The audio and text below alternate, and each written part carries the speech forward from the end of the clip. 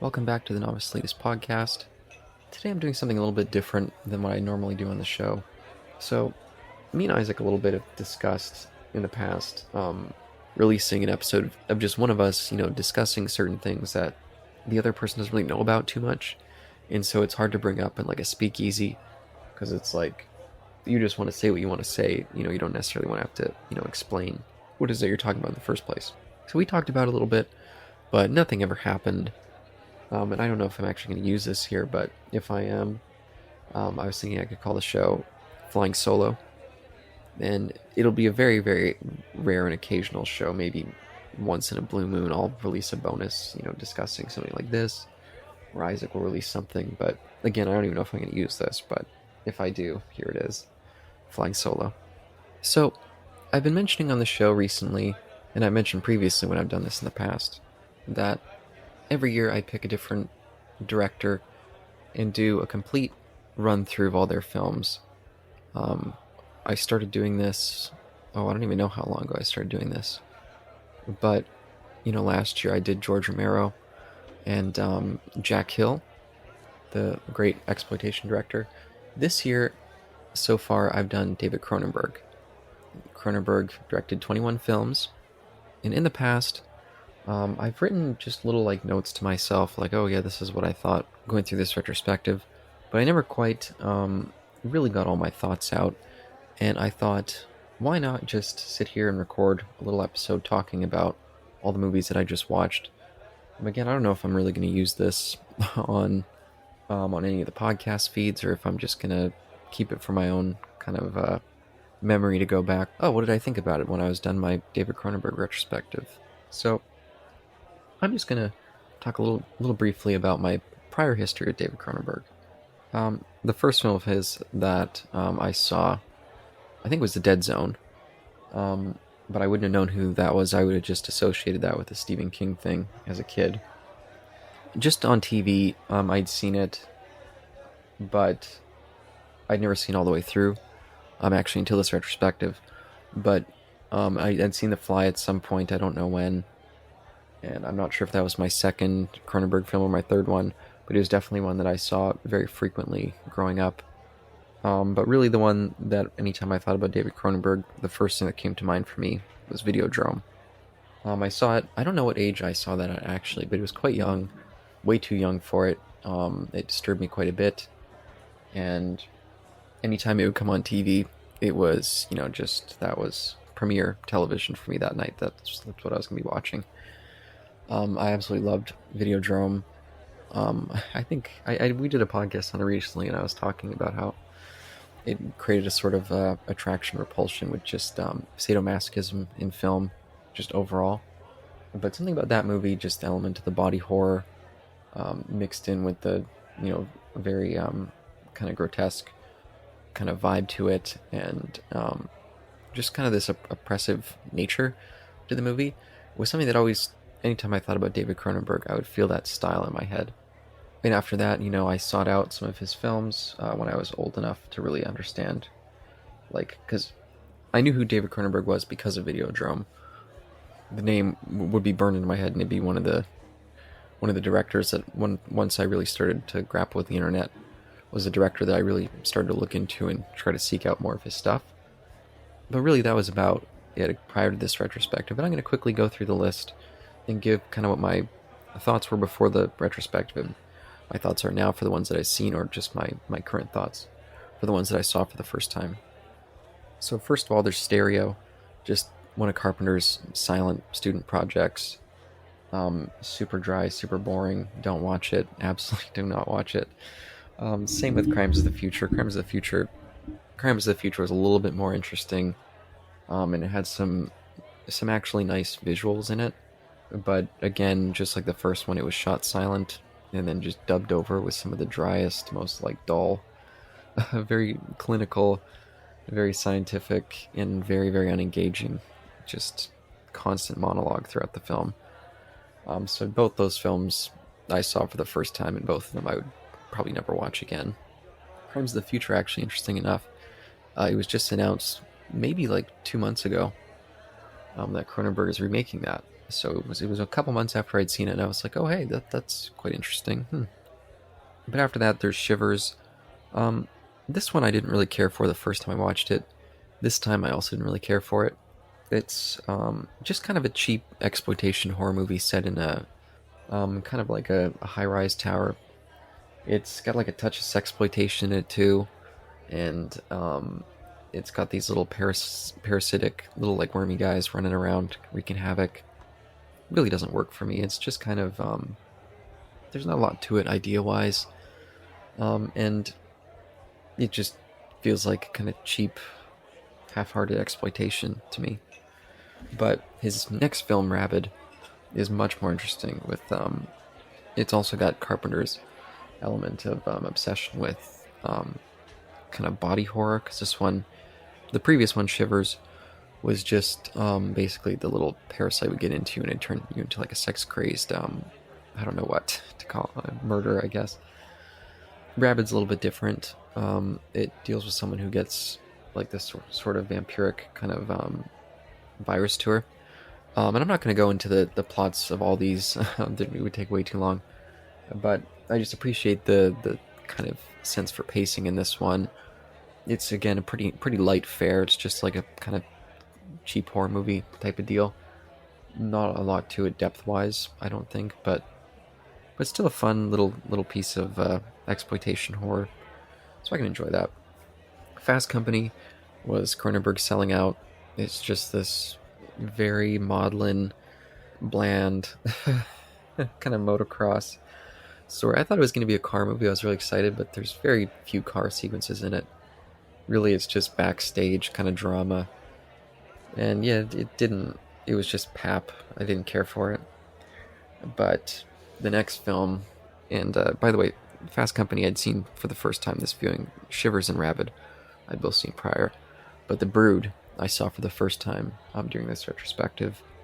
And that one, it was discovering another Cronenberg classic. Absolutely loved that movie.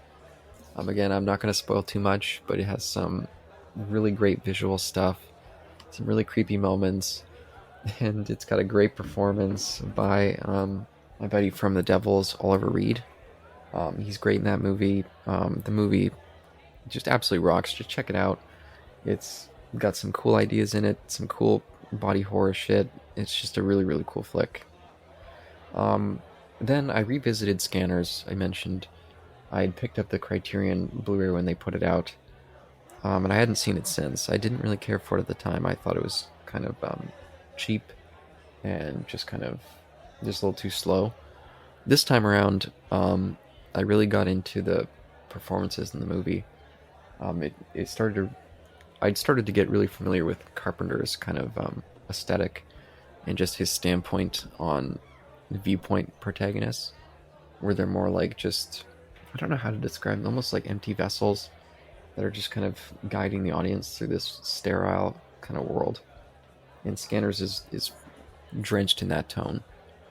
And although the protagonist in that one, well, I don't know, is he really much more interesting?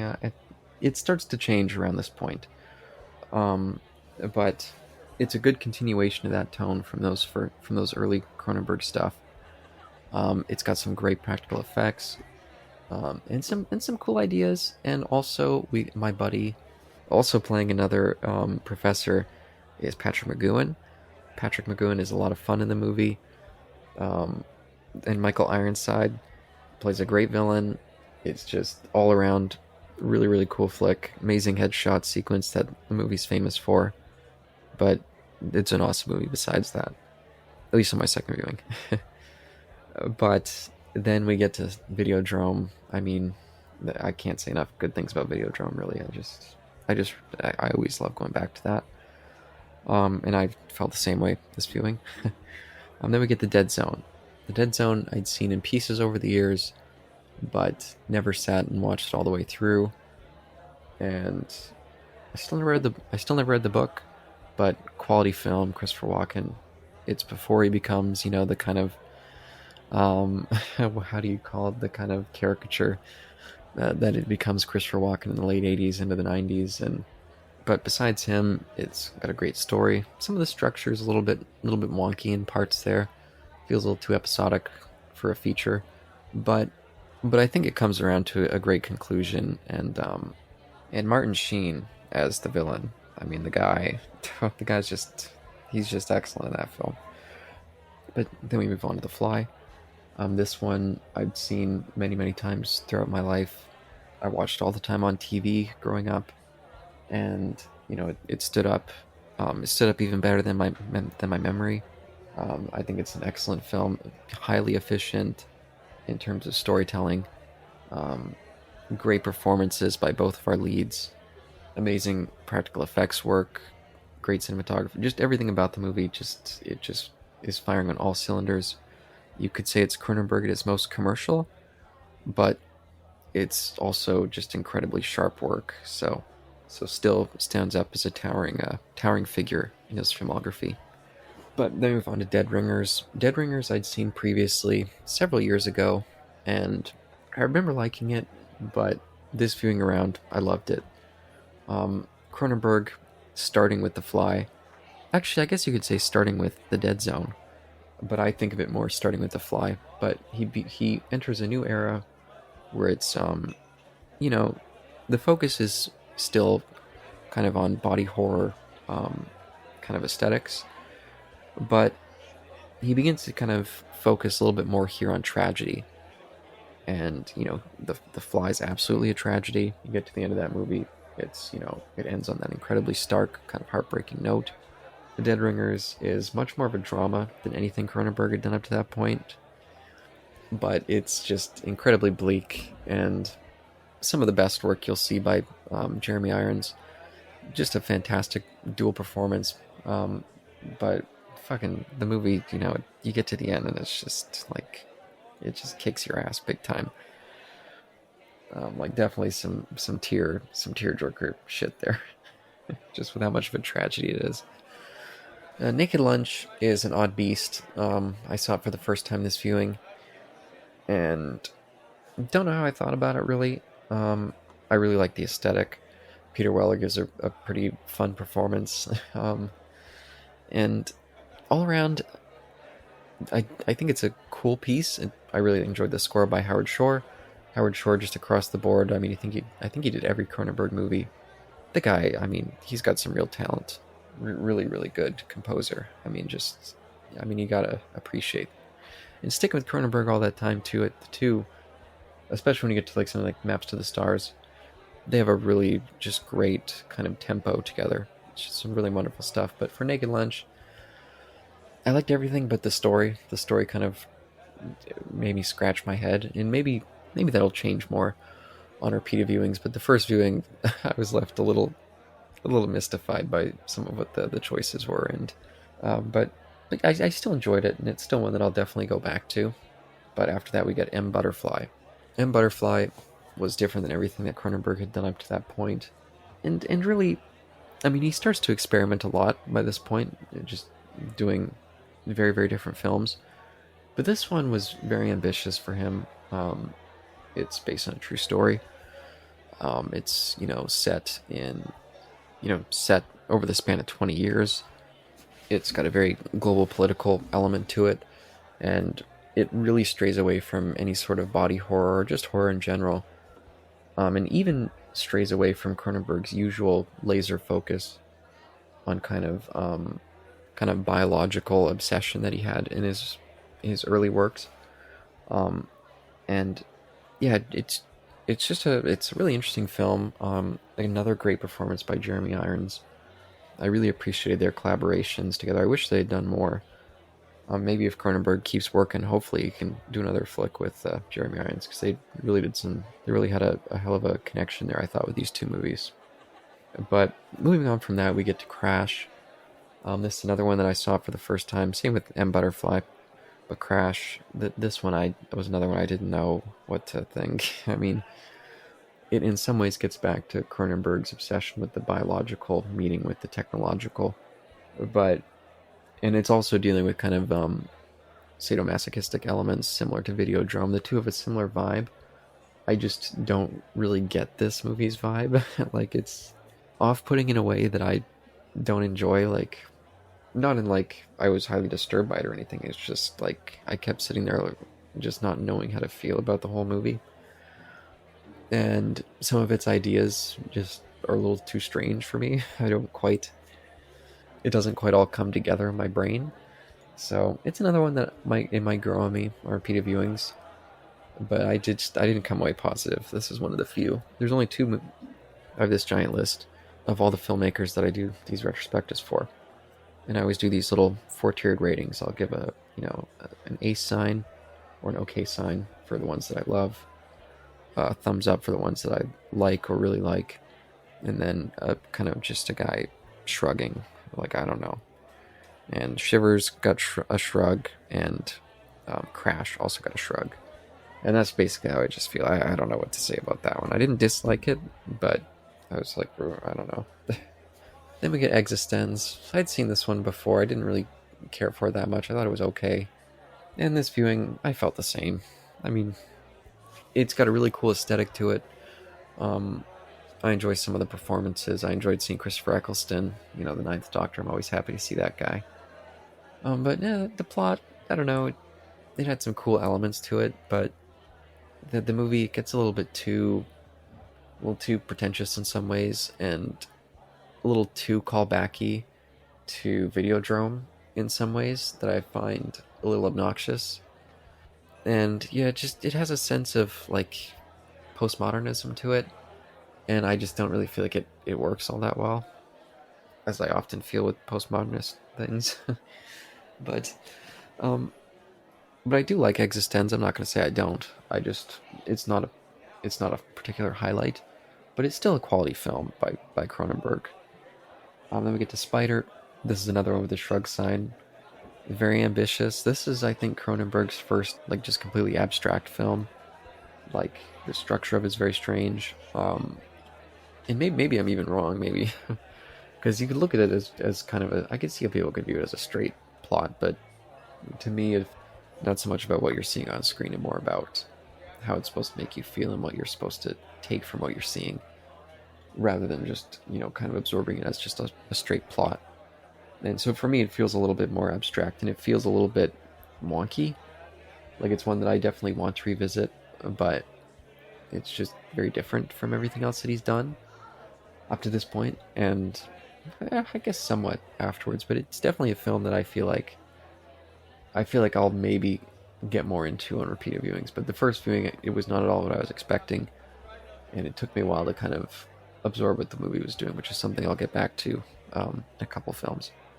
After that, I revisited A History of Violence. This one I'd seen previously many years ago, and it was just kind of a shrug. I was like, quality film, good performances, but it's just kind of, like 6 out of 10. No, fuck that. This movie is a masterwork by Cronenberg. My second favorite, maybe even potentially my favorite of his films. We get his best collaborator, Viggo Mortensen. I mean, these two, they're just magic together.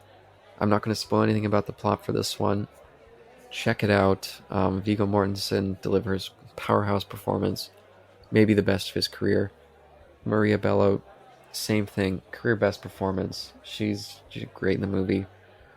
And William Hurt and Ed Harris, I mean, those two, just some great work. I mean, this movie is incredibly fun. It's got a great kind of dramatic core to it, a great mystery to it. There's this wonderful kind of familial kind of discussion that we get in the movie, and just what makes a man, and it's just all around just it's a masterwork. Really, really excellent piece of work by Cronenberg. After that, we get Eastern Promises. I was seeing this one for the first time after remembering the trailers when I was a kid. I would see the trailer for this, and I'd see David Cronenberg's name, and it would just send a tingle up my spine. I was like, this is going to be a great film. And it took me all the way until now to see it. But for years, I was like, oh, I cannot wait till this hits the rentals. I'd see it on DVDs, and I'd be like, oh, fuck, how did I not see this yet? This looks like it's going to be a fantastic film. And in many ways, it lived up to it. And in other ways, it's an unfulfilling film. I'll say Viggo Mortensen, again, delivers a fantastic performance. And The movie, again, has a great kind of mystery core to it, but also a great emotional core. We get some of Cronenberg's more ambitious, how do I describe it? Because I was going to say more ambitious character work, but just more maybe dangerous character work. That's why I say the movie's a little unfulfilling, is when you get to the end, there's some things that are really left just completely unfulfilled. Like, intentionally so, but in a way that can be a little distancing. Like, after it was over, it took me a little while to kind of grapple with, like, was that really the place to end the story? Was the story even ended, really? And that's a little frustrating, but all around, I mean, this one, brilliant performances, great sense of atmosphere. Cronenberg is at the top of his game in just controlling narrative and really delivering what had made his career. I mean, there's a scene of violence in this movie that's, I mean, it's just a brilliant sequence. I mean, the guy, he really is a masterclass director by this point in his career. And I think he stumbles a little bit with the next film, A Dangerous Method. I don't think this is a bad movie by any means. I think he, again, gets some great performances, this time working with Viggo Mortensen once again, as well as bringing in Keira Knightley to give a surprisingly good and layered performance.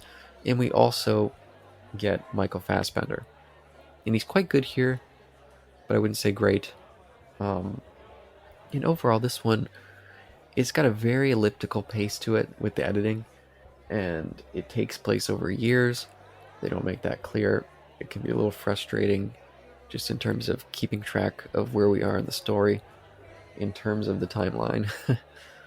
And so I found the movie a little distancing, and so it was not one that I necessarily felt fully embraced by. But it was still a quality film, still some really quality performances, and a good story. It was difficult to really get fully immersed into the movie, which is a problem that Cronenberg would not have at all in his next film, Cosmopolis. This is the beginning of his collaboration with Robert Pattinson. And Pattinson is the spotlight star here. He's spends basically the whole movie riding around in a limousine. And it's got a fascinating sense for dialogue, but also, like, it's purposely pretentious, and I could easily see people watching this and thinking it's obnoxious because nobody talks like a human being. This is another movie that's just a straight kind of abstract piece. And everything you're seeing is, I mean, it's clearly, not the real world at all. And it's got a vibe all of its own. It's got some great cinematography. It's got some more great performances. And Cronenberg captures this really oppressive tone in some of his movies.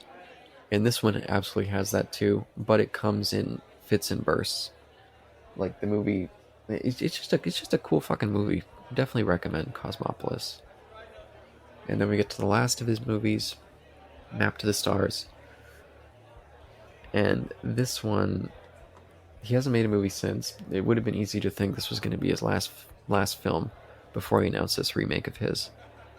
But this one is a really, really interesting piece. It's all about Hollywood. It's another sort of abstract piece, but not fully. It's difficult to fully explain. But this one is a really, really cool film. It's got a great performance by Julianne Moore at the center of it.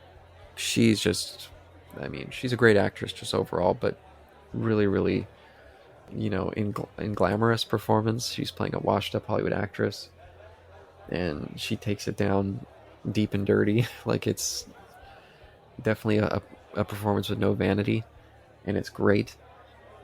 She really, really sells it. And we get some really unusual kind of characters to be our focus. It's a cool piece. I don't fully feel like I grasped it all on my first viewing, but it's one that I'm definitely going to be going back to quite frequently, because it captures a lot of the stuff that I really love about David Cronenberg as a filmmaker.